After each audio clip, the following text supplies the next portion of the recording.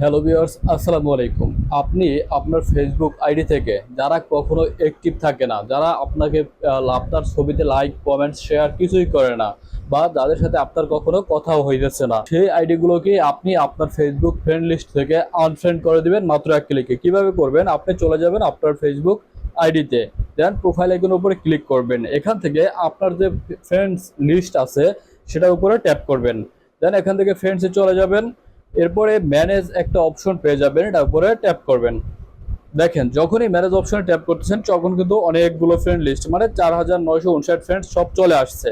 এখান থেকে last interest with এই অপশনটার উপর ট্যাপ করবেন। এখান থেকে দেখতে পারবেন 94 ফ্রেন্ডস আছে।